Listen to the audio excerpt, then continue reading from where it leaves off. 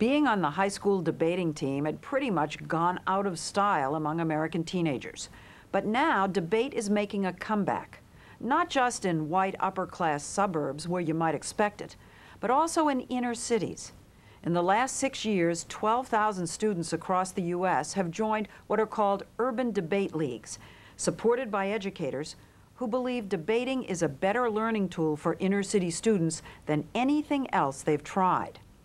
Unlike what we're used to from political candidates, high school debaters face off for an hour and a half with no moderator to keep order, just a judge who decides the winner. And in Baltimore, there is no debate that the Walbrook High School Warriors are the champion debaters of that city. Marie Bentley is arguing the affirmative, claiming that treating prisoners will prevent recidivism. And recidivism is a circle, is a revolving door. That's just basically what recidivism is to. Before she joined the Warriors, Marie was coming to school only once or twice a week. Now she wants to go to the police academy. At the same time, in another room, Regina Summers is presenting the negative, arguing against treatment for prisoners. You're medicating a person and you're forcefully injecting something into them. It's chemically imbalancing your brain. Before she joined the debating team, Regina was thinking about dropping out of school. Now she wants to become a Supreme Court justice. Do you think that you learn more at debate than you do in class? Yes. Can debate change the odds for them? All right, everybody up. The coach of the team, Angelo Brooks, a Baltimore police officer, thinks it can and already has.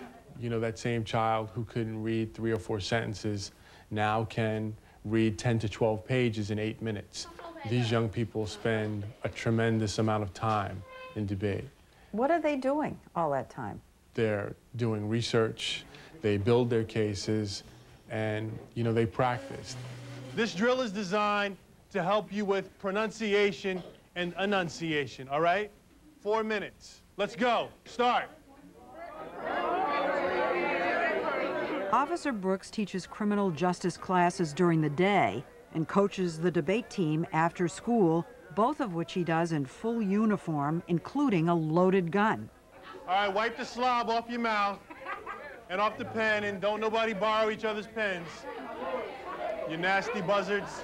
Twice a week at practice, Brooks teaches debate tactics, like how to make an effective rebuttal. They bring up another argument, you raise how many more arguments? 10. Exactly. They raise 2, you raise 6.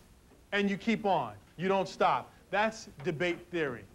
Brooks says his students have overcome tremendous adversities like child and sexual abuse and drugs in the family. A cop in the classroom so committed to making a difference that he let a kid who was a gang member and a drug dealer join the team. But you're a policeman. Yes, I am. You know, well, there's a conflict. It is a conflict, but we can't arrest ourselves out of the problems that exist in society. To win the debate, the Warriors have to jam in more evidence than their opponents in the allotted time. So that means Jarrell Anderson has to read his opening argument at warp speed. Brooks and other urban coaches say debaters get better grades, miss fewer days of school, and spend less time in detention. Shannon Watson says debate exposes her to ideas you can't find in high school textbooks. Like all the stuff you learn, it's like, wow, I didn't know that this even existed, and then you get to share it, and it's like, wow, you know, this was cool, I like this. Hey, is debate fun? I mean, Yeah. everybody talks about how much work it is. It's a lot of work, but it's fun. Officer Brooks accepted Eric Beal onto the team when he was in the 10th grade. He was a special ed student, reading at a 5th grade level. Kids made fun of him when he read out loud. He never, you know, let it break his spirit. He kept right on. You couldn't articulate, No, right? couldn't articulate at all. I'm much better at that now. Officer Brooks helped me in tremendous ways. Every day, I went home, I worked 2 hours reading, doing research. I worked hard to get where I'm at today. Please consider the following plan. Plank 1, mandates A. After 2 years of debate, Eric tested out of special ed. He now reads at his grade level and is applying to college. It taught me never to believe what other people say about me, never to sit back and put myself down. You've been saved. Yes, by a great team and a great person. Tor DeBella is captain of the top suburban team in the area, Loyola Blakefield. I think a lot of other people have the misconception that maybe they'll be easier. I mean, they are by far our toughest competition. Are you saying that you think they're tougher competition than the other suburban and private schools? Yes. Is debate by itself going to change lives? Yes. Yes. By itself, Yes, it without that person? You might get beat up and knocked around a couple times in debate, but if you keep doing it, yes, it can change your life. Not only that, you learn things that I never would have ever learned in my life, you know? And it just feels so good. It makes you feel really good about yourself.